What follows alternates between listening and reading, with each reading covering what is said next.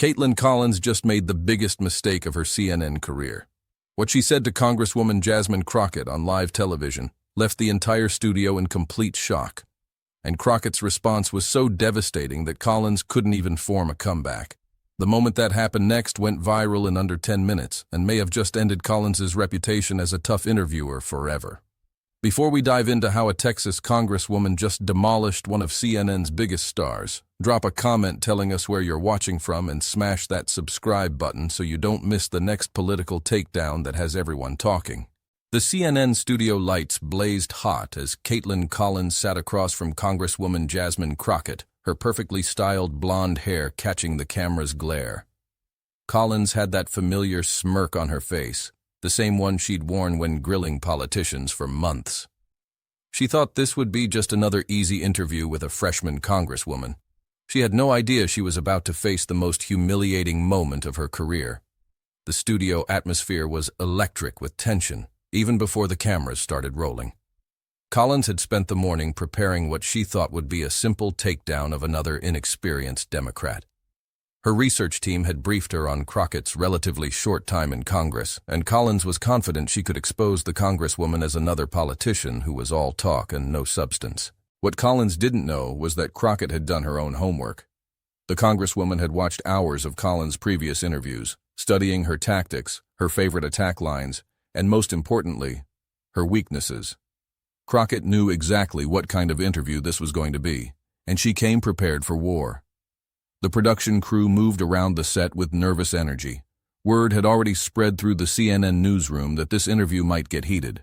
Collins had been making comments all week about holding freshman Democrats accountable, and everyone knew she was looking for a viral moment that would boost her ratings and cement her reputation as the network's toughest interviewer. As the final countdown began, Collins adjusted her notes one last time, completely unaware that she was about to encounter someone who had spent 15 years destroying overconfident opponents in courtrooms across Texas.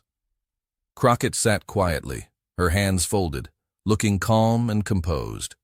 But behind her steady gaze was the mind of a seasoned trial lawyer who had never lost a case she was truly prepared for. The red light flashed on, signaling they were live, and Collins launched into what she thought would be another easy victory. She had no idea she was about to learn why you never underestimate a woman who has fought her way to the top through pure talent and determination. This wasn't just any ordinary CNN interview. This was a clash between two completely different worlds of power and influence, representing everything wrong with how political media treats elected officials in modern America. Kaitlan Collins had built her reputation as CNN's rising star through a combination of aggressive questioning, perfect presentation, and an uncanny ability to make politicians look foolish on camera. The 31-year-old Alabama native had climbed from White House correspondent to primetime host in record time, becoming the face of a new generation of political journalists who believed their job was to expose and embarrass rather than inform and educate. With her perfectly polished appearance, expensive wardrobe, and Ivy League confidence, Collins represented everything about the mainstream media elite that millions of Americans had grown to resent. She came from a world of privilege and connections, where the right internships and networking events opened doors that talent alone never could. Her interview style was built on the assumption that her platform gave her authority over anyone who sat across from her, regardless of their actual qualifications or experience. Collins had taken down senators, cabinet members, and presidential candidates with her aggressive approach, earning praise from media critics who loved watching politicians squirm under tough questioning. She was used to being the smartest, most prepared person in the room, and she had developed an almost arrogant confidence in her ability to control any interview situation. But sitting across from her was someone she had clearly and catastrophically underestimated. Jasmine Crockett wasn't your typical politician, and she definitely wasn't someone who could be easily intimidated by cable news theatrics. The 42-year-old civil rights attorney from Texas had only been in Congress for 2 years, but she had already made waves with her fierce advocacy, sharp legal mind, and absolute refusal to back down from anyone who tried to silence her voice. Growing up in St. Louis before making her mark in Dallas, Crockett had fought her way through every obstacle the system could throw at her. She didn't come from privilege, political connections, or family wealth. Everything she had achieved came through pure talent, relentless work ethic, and an iron determination to succeed in spaces where people constantly told her she didn't belong. After earning her law degree magna cum laude from Baylor Law School, Crockett had built a practice defending people the system tried to ignore: working families facing foreclosure, communities fighting environmental racism, and individuals whose civil rights had been trampled by powerful institutions. She had spent 15 years in courtrooms facing down federal judges, corporate lawyers, and prosecutors who thought they could intimidate her into submission. What made Crockett particularly dangerous as an opponent was her unique combination of legal training and political instincts. She understood how to build a case, present evidence, and destroy an opponent's credibility with surgical precision. But she also knew how to connect with regular people who felt voiceless in a system that seemed designed to benefit the wealthy and well-connected. Her path to Congress had been anything but easy. She had defeated well-funded primary opponents who questioned whether a civil rights attorney could handle the complexities of federal legislation. She had faced general election opponents who tried to paint her as too radical, too inexperienced, too different from the kind of person who traditionally represented her district. But Crockett had won every fight by doing something her opponents never expected. She had outworked them, outprepared them, and ultimately outperformed them when it mattered most. She brought that same approach to everything she did in Congress, treating every committee hearing, every floor speech, and every media appearance like a case she had to win. The stakes of this particular interview couldn't have been higher for both women. For Collins, this was an opportunity to prove that her aggressive style could take down any politician, regardless of their background or preparation. A viral moment from this interview could cement her position as CNN's premier political interrogator and potentially open doors to even bigger opportunities in the media world. For Crockett, this interview represented something much more personal and important. She knew that Collins was trying to use her as an example of why freshman Democrats couldn't be trusted with serious policy responsibilities. A bad performance here could undermine not just her own credibility, but the credibility of every young politician trying to bring new voices and perspectives to Washington. More broadly, this interview was a test of whether the old rules of political journalism still applied in an era where politicians had new ways to communicate directly with their constituents. Could a cable news host still make or break a political career with one hostile interview? Or had the power dynamic finally shifted toward elected officials who refused to be intimidated by media gatekeepers? The tension in the studio was palpable as both women prepared for what everyone sensed would be more than just a routine political interview. Collins was confident in her ability to control the narrative and expose what she saw as Crockett's inexperience and overconfidence. Crockett was equally prepared, but for a very different kind of battle than Collins was expecting. Neither woman could have predicted how completely the interview would change both of their careers, or how the next 25 minutes would become required viewing for anyone trying to understand the changing dynamics of political power in modern America. The interview started with Collins wearing her most professional smile, but anyone who knew her style could see the predatory gleam in her eyes. She had clearly planned this as more than just a policy discussion. This was going to be a character assassination disguised as journalism. "Congresswoman Crockett, thank you for joining us tonight," Collins began, her voice dripping with false politeness. "Let's start with the voting rights legislation you've been championing. Some critics say you're more focused on making headlines than making real legislative progress. How do you respond to those concerns?" The question was loaded with assumptions and designed to put Crockett immediately on the defensive. A less experienced politician might have stumbled, but Crockett had heard variations of this attack for her entire career. "Well, Kaitlan, I'd say those critics clearly haven't done their homework," Crockett responded smoothly. "In my 2 years in Congress, I've co-sponsored 47 pieces of legislation, including 3 major voting rights bills that have advanced through committee. Before that, I spent 15 years as a civil rights attorney, winning cases that expanded voting access for thousands of Texans. So, I'm not sure what those critics mean by making headlines instead of progress." Collins' smile tightened slightly. That wasn't the defensive response she had been expecting, but she had plenty more ammunition prepared.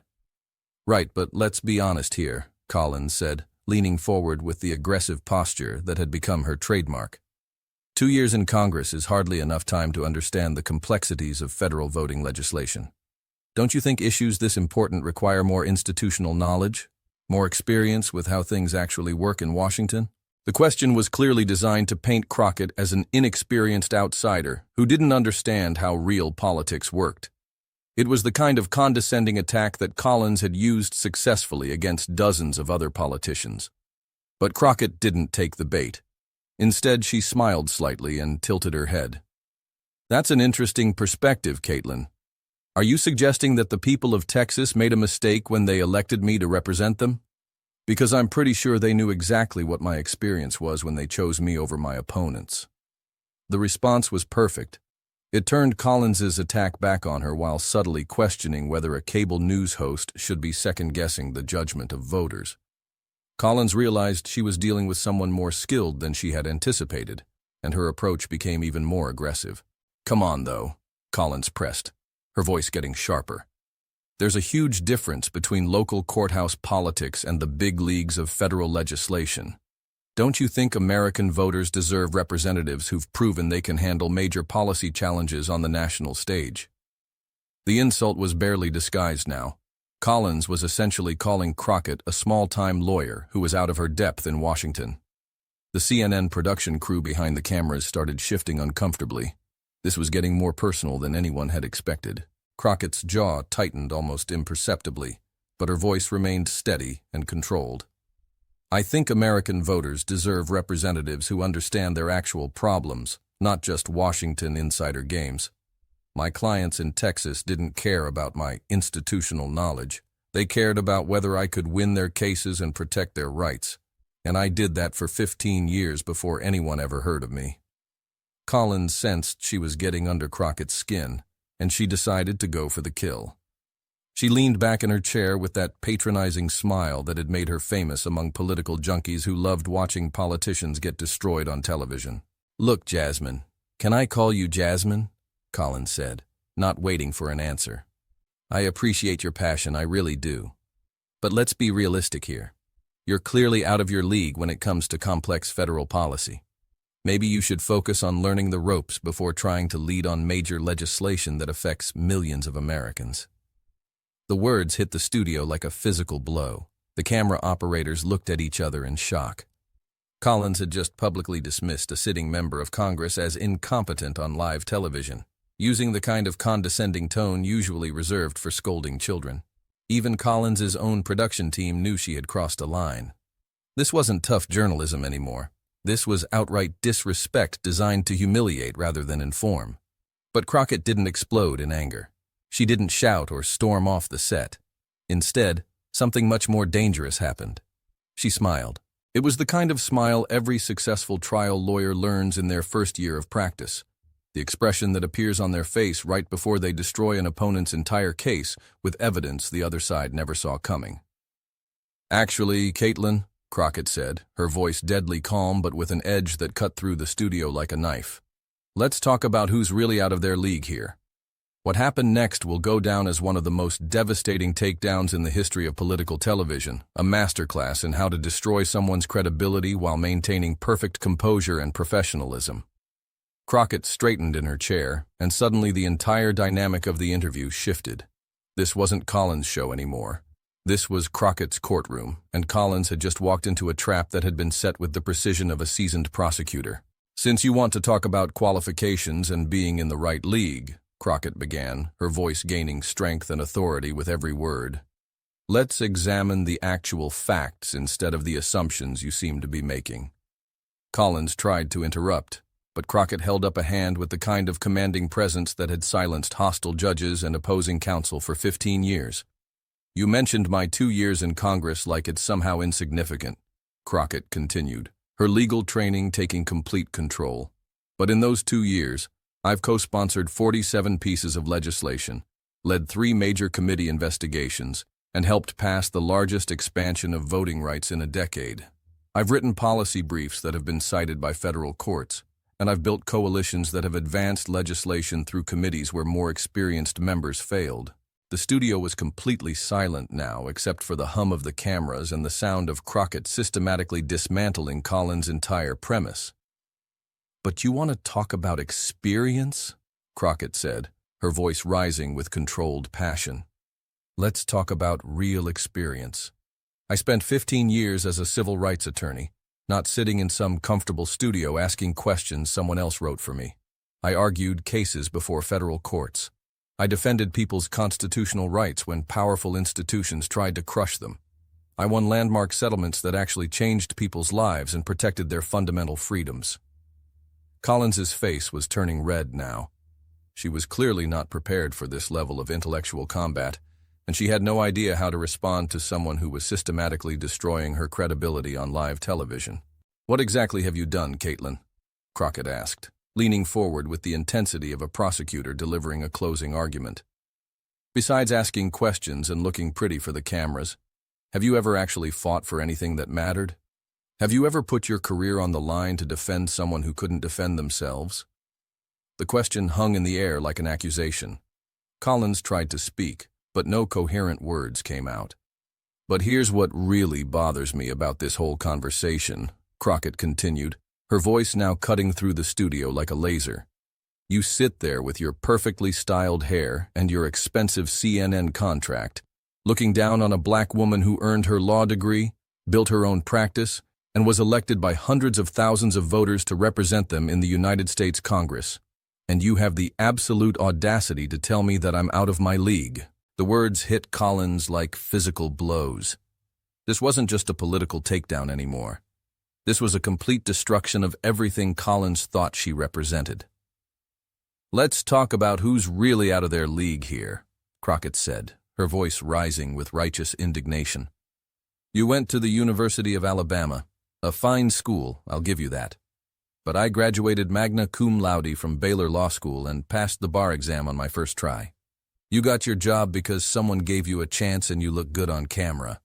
I built my career by winning cases against people who thought I didn't belong in their courtrooms." Collins was now completely speechless, her mouth opening and closing like a fish out of water. The woman who had built her entire career on aggressive questioning had been reduced to stunned silence by someone she had foolishly tried to intimidate. "You want to know what's really out of someone's league?" Crockett pressed on, her legal training allowing her to maintain perfect composure while delivering devastating blows. "Sitting in your comfortable studio making six figures to criticize people who are actually doing the hard work of governing. While you're here playing gotcha journalism for ratings, I'm fighting to protect voting rights for millions of Americans. While you're worried about viral moments and Twitter engagement, I'm working 16-hour days to make sure families in my district have access to health care, education, and economic opportunities." The camera caught every moment of Collins's complete humiliation. Her usual confidence had evaporated entirely, replaced by the look of someone who had just realized they had made a catastrophic error in judgment. "And let me tell you something else that you clearly don't understand," Crockett said, now leaning forward with the intensity that had made her legendary in Texas courtrooms. "I didn't come to Congress to play nice with people who think I don't deserve to be here. I didn't come here to be respectful to journalists who think their platform gives them the right to disrespect elected officials. I came here to fight for my constituents, and if you think a condescending comment from a cable news host is going to intimidate me, you clearly have no idea who you're dealing with." Collins finally found her voice, but it was shaky and uncertain. "Congresswoman, I didn't mean to suggest—" "Yes, you did!" Crockett cut her off immediately, her prosecutor instincts recognizing a weak attempt at backtracking. "You meant exactly what you said.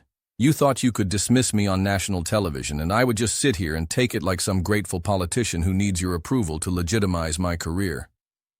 The power dynamic in the room had completely reversed. Collins, who had started the interview as the confident interrogator, now looked like a defendant who had just been caught lying under oath. "But here's what you didn't count on," Crockett continued, building toward her final devastating blow. "I'm not just some freshman politician you can push around for ratings. I'm a lawyer who has been dealing with people like you my entire career, people who think their position gives them the right to talk down to others, people who mistake arrogance for intelligence, people who have never actually had to fight for anything real in their entire lives." Collins sat there looking completely defeated, unable to form any kind of coherent response to the intellectual demolition she was experiencing. "So let me be very clear about who's actually out of their league here," Crockett said, delivering the final knockout punch with surgical precision. "It's not the congresswoman with the law degree and the 15-year legal career. It's not the woman who was elected by her constituents to represent them in the United States Congress. It's not the person who has spent her entire life fighting for justice and equality in courtrooms and legislative chambers. She paused for effect, letting the tension build to an unbearable level. It's the TV host who thought she could score cheap political points by disrespecting a black woman on live television. That's who's really out of their league here, Kaitlan, and now the whole country knows it. The silence that followed was absolutely deafening. Collins sat there completely destroyed, unable to mount any kind of defense against the systematic demolition of her credibility and professional competence. The moment Crockett delivered her final devastating line, the internet exploded with a force that nobody could have anticipated. Within seconds of the interview ending, clips were being shared across every social media platform on Earth, and the reaction was immediate and overwhelming. Crockett destroys Collins started trending on Twitter before CNN had even gone to commercial break. The hashtag hit #1 worldwide in under 15 minutes, with over 800,000 tweets in the first hour alone. The video clip of Crockett's takedown was shared so rapidly that it crashed several social media servers. The reactions were swift, brutal, and almost universally supportive of Crockett's handling of the situation. Jasmine Crockett just gave a masterclass in how to handle disrespectful journalism, tweeted Alexandria Ocasio-Cortez within minutes of the interview ending. That's what happens when you underestimate a brilliant black woman who knows her worth. Absolutely devastating, posted a viral Twitter account with 5 million followers. Kaitlan Collins just got completely destroyed by Congresswoman Crockett. This is what happens when you mess with the wrong person on the wrong day. The specific moment when Crockett said, "You thought you could dismiss me on national television and I would just sit here and take it," got over 3 million views in the first 2 hours. TikTok users were creating reaction videos faster than the platform could process them, with thousands of young people calling it the most savage political takedown in television history. But the real damage to Collins became apparent in the days and weeks that followed the interview. Media critics who had previously praised her aggressive interviewing style suddenly began questioning whether she had crossed fundamental lines of professional journalism. Collins didn't just make a mistake, wrote a prominent Washington Post columnist. She revealed something ugly about how political media treats elected officials, especially women of color. There's a difference between tough questioning and outright disrespect, and Collins obliterated that line on live television. The New York Times ran a lengthy analysis piece titled, "When Journalism Becomes Bullying, the Collins-Crockett Interview and the Future of Political Media," which specifically cited the exchange as evidence of how cable news had prioritized entertainment over information. Even CNN's own on-air personalities seemed uncomfortable defending Collins in the aftermath. During the following day's programming, Anderson Cooper made pointed comments about maintaining respect and professionalism with all guests, that everyone understood as indirect criticism of his colleagues' approach. But perhaps the most damaging response came from Collins's own audience. The comments on CNN's YouTube video of the interview were overwhelmingly critical of Collins' behavior. Kaitlan Collins showed her true colors here, absolutely shameful and unprofessional. Congresswoman Crockett handled this perfectly. Collins was completely out of line and got exactly what she deserved. This is exactly why people don't trust mainstream media anymore. Collins was more interested in humiliating her guest than asking legitimate questions. Jasmine Crockett just became my new favorite politician. That was incredible to watch. The viewer response was so negative that CNN was forced to disable comments on several related videos, and Collins noticeably toned down her aggressive approach in subsequent interviews. For Crockett, the aftermath was the complete opposite. She became an overnight sensation and hero to millions of Americans who felt like they had finally watched someone stand up to media arrogance and disrespect. Her congressional office reported that campaign donations poured in from all 50 states, with supporters praising her dignity, intelligence, and strength under pressure. The phrase, "Jasmine Crockett for President," started trending as a separate hashtag, with political commentators beginning serious discussions about her future leadership potential in the Democratic Party. What we witnessed wasn't just a congresswoman defending herself, wrote a prominent political analyst for The Atlantic. We saw the emergence of a new kind of political leader, someone who combines legal precision with moral authority and refuses to be intimidated by traditional media gatekeepers. The Congressional Black Caucus issued a formal statement praising Crockett's dignified but forceful response to unprofessional treatment, and House Democratic leadership privately reached out to commend her handling of what they acknowledged was an unfair and disrespectful interview. Most significantly, the interview fundamentally changed how political journalists approached interviews with Crockett and other young politicians of color. The old assumption that aggressive questioning would automatically put politicians on the defensive had been thoroughly shattered by someone who was better prepared, more intelligent, and more skilled at verbal combat than her interviewer. Industry insiders reported that CNN executives held serious conversations with Collins about her interview techniques and the potential damage to the network's credibility. She learned a very expensive lesson about picking fights with people who are better equipped to handle intellectual combat, one source told Politico. The Collins-Crockett exchange quickly became required viewing in journalism schools across the country, used as a case study in how interviews can go catastrophically wrong when hosts prioritize confrontation over information and respect. But beyond the immediate media fallout, the interview represented something much larger and more important about the changing dynamics of American political power. It marked a definitive moment when the old rules of political journalism, where hosts could dismiss and demean elected officials without serious consequences, crashed headfirst into a new generation of politicians who refused to accept disrespect as the price of media attention. Crockett's systematic destruction of Collins sent a clear message to every political interviewer in America. The days of treating elected officials like they need to prove themselves to cable news personalities are over. Politicians with real qualifications, real experience, and real backbone won't just sit there and take condescending treatment anymore. This interview changed everything about how political media works, wrote a media critic 6 months later. It marked the end of an era where journalists could get away with arrogant behavior just because they controlled the platform. Jasmine Crockett showed that politicians can fight back, and when they're better prepared and more skilled than their interviewers, they can win decisively. For Collins, the interview became a career-defining moment for all the wrong reasons. She went from being seen as CNN's rising star to someone who had made a crucial error in judgment that exposed her own limitations and biases. Her subsequent interviews became noticeably more respectful, but the damage to her reputation as a fearless interrogator was permanent. For Crockett, the interview had the opposite effect. She went from being a relatively unknown freshman congresswoman to a national political figure respected for her intelligence, preparation, and absolute refusal to be intimidated by anyone. The real lesson of the Collins-Crockett confrontation extended far beyond the world of political journalism.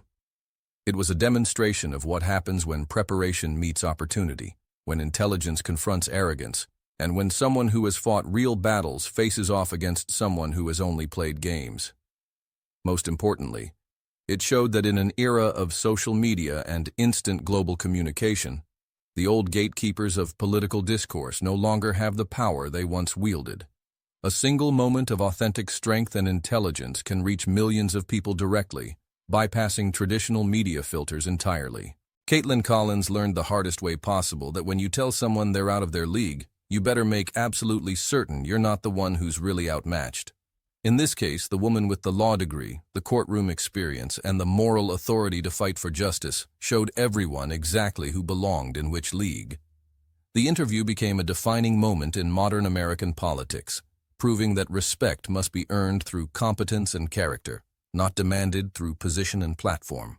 What did you think of Jasmine Crockett's absolutely legendary takedown of Kaitlan Collins? Have you ever seen a more complete destruction of a condescending interviewer? Drop your thoughts in the comments below, and don't forget to subscribe and hit that notification bell so you never miss the next moment when politicians refuse to back down and show the media establishment exactly who's really in charge. This is the kind of authentic political content you can't find anywhere else.